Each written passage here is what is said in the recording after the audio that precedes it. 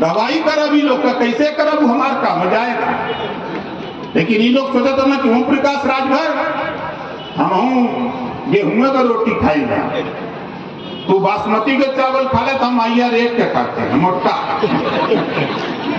ठीक ना, तो लोग खाली हमारे के बच्चों समझत रहा है कुल। हम कहली चल भाई यहाँ हिम्मत नहीं, चुनिंदा चर्चा नेता बना करके पूरे समाज को गुलाम बनाने का काम आज ओम प्रकाश राजभर इसी अम्बेडकर नगर में सैकड़ों नेता बना करके खड़ा कर दिया। बोलो सही कह रहा हूँ गलत कह रहा हूँ? सही है। और आज हमारा नेता सीना ठोक करके जाता है। एक प्रधान है आजाद और उन्हीं के दोस्त है पटेल जी के, ये दोनों चले जाते हैं डीएम साहब के यहाँ, वहां जा कहते हैं हम राजभर हैं।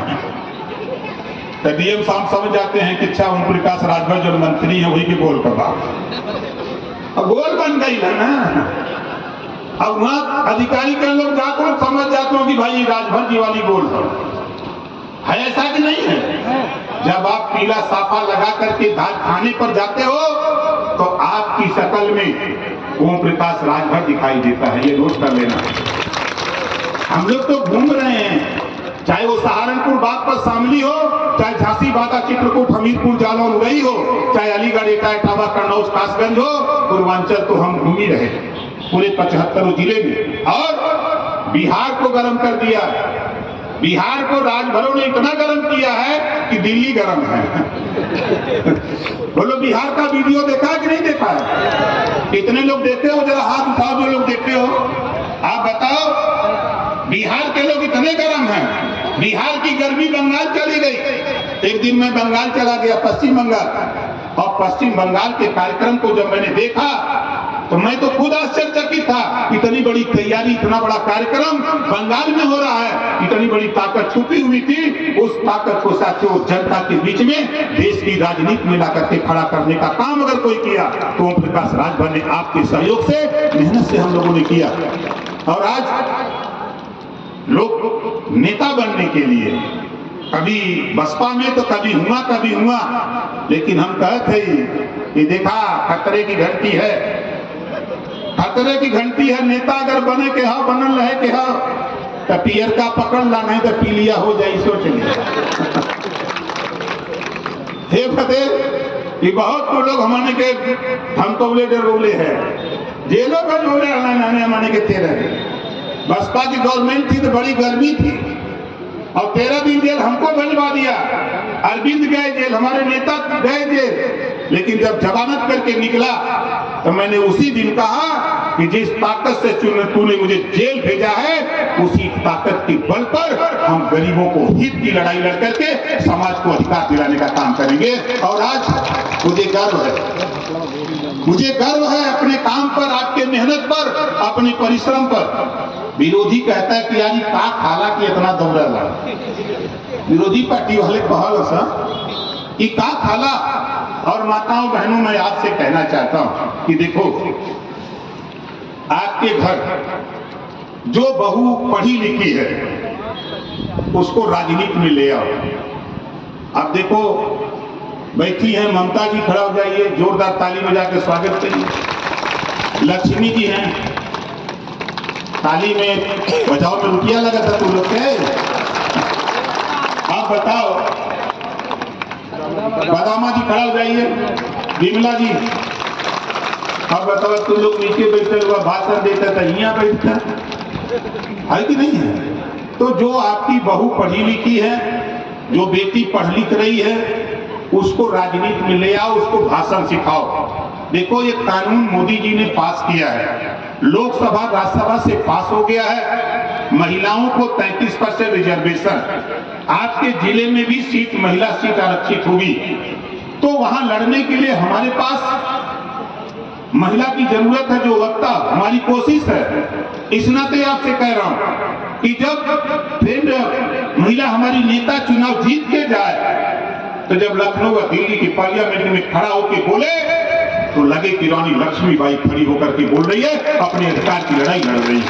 इस चीज के लिए हम आपसे कहूंगा और आप लोगों से निवेदन करूंगा और सबसे निवेदन करूंगा कि देखो, बेटा बेटी में भेदभाव मत करो।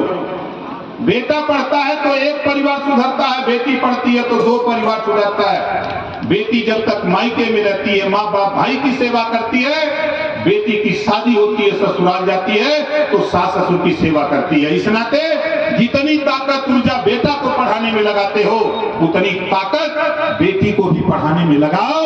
और नहीं तो देख लो, दरोगा जी अब हमारी बात मानते हैं, कप्तान साहब मानते हैं, डीआईजी साहब मानते हैं, मुख्यमंत्री जी भी मानते हैं। हम एक दिन कह दे कि देखा जेकर लड़का लड़की स्कूले न जाए, जे माँ बाप अपने बेटा बेटी के स्कूल ना भेजे, ये लोग से पकड़ के थाने में बंद करा, तब तो भेजबा। टाइम नाम लिखावा काम चालू है। अपने अपने बेटा बेटी के भेजा ये बदे कि हम जाइला गांव में कब तो सुनी ला कहीं कहीं कि कोई के घरे बेटा और शादी करे बदे जब बात तय हो जाला तो लोग लड़की देखा जालन, तब घरे में से महिला लोग कहलीन उनके घरे का कि जात हुआ तो तई पतोहिया पढ़ल लिखल हो जाए। कहला कि ना कहला, जब पतोहिया पढ़ल लिखल कहत हुआ तो तोरे घरवा में जो बिटिया हो जब शादी रखवा और वहू के घरवा वाला कहियन कि जात हुआ पतोहिया देखा है तब पढ़ल लिखल हो जाए। तो बतावा जब तुहार बिटिया न पढ़ल लिखल रही तो वो तो बेचारा नकार दी तो तुहू के बुरा लगी। ए बदे हम आपसे कहत हिला कि बतावा तू लोग कहला कि पैसा ना हो, यहाँ बतावा कितना जने आयल हुआ सबके घरे मोबाइल हो, बोला हो कि ना हो, मोबाइल हो ना सबके घरे। अब अगर जेकरे घरे का मोबाइल, जेकरे घरे का मोबाइल 5 घंटा रिचार्ज खत्म हो जाए तो हमें लगा ला पागल हो जाएगी, बोला हो जाए कि ना हो जाए।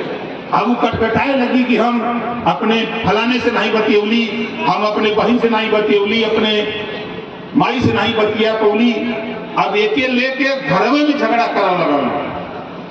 अब सोचा कि मोबाइल का रिचार्ज खत्म होने पर 5 घंटा के अंदर पूरे परिवार में बौखलाहट हो जाता हो। यही बदे हम कहला कि गेहूं बेचल है, आलू बेचल है, 100 उपाय करते हो अपने मोबाइल का रिचार्ज करा लेते हो। वो लोग करा लेते हो नहीं करा लेते। इसी नाते आपका जो बेटा बेटी है 100 काम करो, लेकिन अपने बेटा बेटी को शिक्षा के लिए भी रिचार्ज करने का काम करो। जिस तरह मोबाइल रिचार्ज करते हो उसी तरह बेटे को भी शिक्षा, बेटा बेटी को शिक्षा के लिए रिचार्ज करो, तब आगे बढ़ोगे। देखो आने वाले दिन में मैं आपको बता दूं, नौजवानों मन बना के पढ़ो, मन बना के पढ़ो। आने वाले दिनों में अब आपके लिए एक रास्ता तय होने जा रहा कुछ दिन के अंदर। हम जहां बैठे हैं बड़ी ताकत है, ये समझ लो पंचायती राज विभाग, अल्पसंख्यक कल्याण, वक्फ बोर्ड, हज विभाग, इतना बड़ा विभाग है कि 75 जिला में जमीन पर है और काम चालू किए हैं। और आपसे कह रहा हूं कि आगे आपका भविष्य उज्जवल हो।